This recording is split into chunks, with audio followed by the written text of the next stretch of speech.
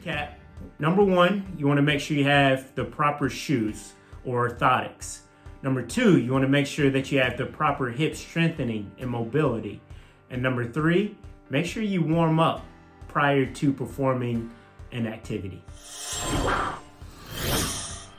Hello there, Dr. Brandon Evans here, the owner of Proactive Physical Therapy and Wellness. In this video, what I'm going to do is discuss 2 or 3 tips that you can do to try to alleviate knee pain as the weather starts to get more warm and you start to become more active. So, tip number 1, make sure that you have proper shoe wear. Because if you have flat feet like myself, what can actually happen is, as that foot flattens, you actually can go and put abnormal stresses through tendons and ligaments that surround the knee, causing knee pain.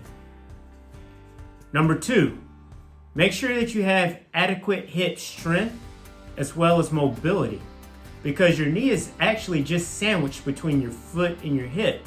So if you have any kind of biomechanical deficits in your hip or your foot, that could give you knee pain. And the third tip would be, make sure that you're leaving yourself enough time to warm up before you perform your activity. A lot of people, myself included at times, will just jump out of the car and go swing the golf club, or go jump out of the car and go for the run without taking the time to properly warm up. So before you perform your activity, what you want to do is what we call a dynamic stretch.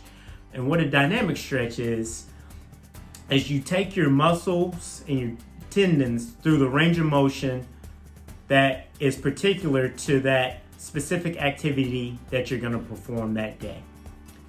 Then after you perform your activity, that's when you can do your static stretch. Your static stretch is the longer holding stretch, usually 30 to 60 seconds. But it's very important that you don't perform a static stretch before you perform activity. The reason being is after about 30 to 45 seconds, you actually tell that muscle to relax. So the last thing you want to do is tell your muscle to relax and then go engage in an activity. So, and to recap, number 1, you want to make sure you have the proper shoes or orthotics.